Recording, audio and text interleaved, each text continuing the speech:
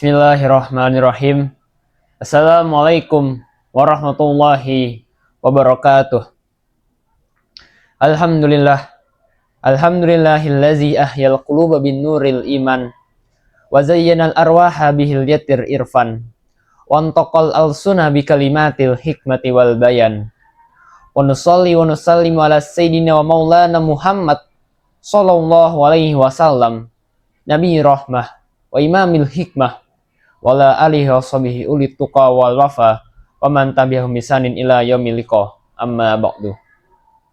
Segala puji hanya bagi Allah Subhanahu wa taala yang telah menghidupkan hati dengan cahaya iman, menghiasi jiwa dengan perhiasan makrifat, dan menuntun lisan untuk berbicara dengan kata yang penuh hikmah serta kebenaran. Shalawat serta salam tak lupa kita curahkan kepada baginda alam, itu Nabi Muhammad SAW, yang telah membawa Islam dari zaman jahiliyah ke zaman yang penuh dengan ilmu pengetahuan. Dari zaman beliau naik buruk sampai kita yang naik airok. Teman-teman yang dirahmati Allah Subhanahu wa taala, kita adalah manusia, makhluk yang membutuhkan bantuan makhluk hidup lain untuk hidup di dunia ini. Dalam bersosialisasi pasti ada yang namanya interaksi.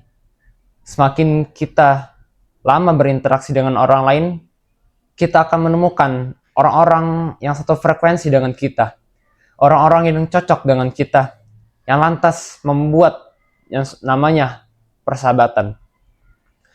Dalam persahabatan, seringkali teman kita mempercayakan cerita buruknya kepada kita, keluh kesahnya dalam pekerjaan, percintaan, ataupun dengan pertemanan dengan orang lain kepada kita. Bahkan ia menceritakan aibnya sendiri. Disinilah keimanan kita diuji. Mungkin kita gatal ingin membicarakannya kepada orang lain. Tetapi ingatlah, ketika teman sudah membicarakan rahasianya kepada kita, ceritanya kepada kita, keluh kesahnya kepada kita, berarti ia mempercayai kita untuk menjaga rahasianya. Ia mempercayakan, ia memberikan amanah kepada kita untuk menjaganya. Dan jika kita membicarakannya kepada orang lain, maka kita akan termasuk ke dalam orang-orang munafik. Karena dalam hadis Rasulullah SAW mengajarkan kepada kita, tanda orang munafik ada 3. Yang pertama, jika ia berkata, ia berdusta.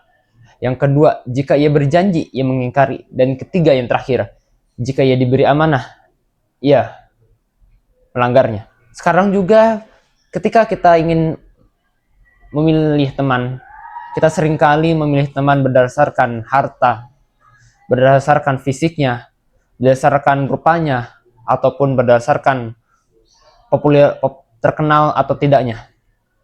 Di sisi lain, Allah Subhanahu wa taala, Tuhan yang menciptakan alam semesta beserta isinya, tidak melihat manusia berdasarkan hartanya ataupun wajahnya. Sebagaimana dalam hadis Rasulullah SAW bersabda, sesungguhnya Allah tidak melihat kepada rupa atau harta kalian, tetapi Allah melihat kepada hati dan amal kalian. Hadis riwayat Muslim. Di sisi lain juga, Rasulullah SAW, panutan kita semua, beliau tidak memilih teman berdasarkan harta ataupun rupa. Beliau berteman dengan Bilal bin Rabah, seorang mantan budak berkulit hitam, bahkan menjadikannya muazin pertama dalam sejarah Islam. Beliau berteman, bahkan membela Abdullah bin Abu Mas'ud ketika ada yang menertawinya karena bagian tubuhnya kecil. Dari sini kita bisa ambil kesimpulan bahwa Rasulullah SAW adalah pribadi mulia. Beliau tidak melihat orang-orang berdasarkan pandangannya, berdasarkan fisiknya, ataupun hartanya, tetapi beliau melihat berdasarkan keimanan dan hatinya. Maka dari itu, kita sekarang sedang berpuasa di bulan suci Ramadan. Jadikanlah bulan ini sebagai momentum untuk membuat diri kita menjadi lebih baik. Tidak usah kita bersifat so suci, tidak usah kita bersifat so keren, so punya harta, karena di hadapan Allah SWT kita hanyalah makhluk kecil yang tidak ada apa-apanya dibanding kuasanya. Cukup sekian. Wabillahi taufiq wal hidayah. Wassalamualaikum warahmatullahi wabarakatuh.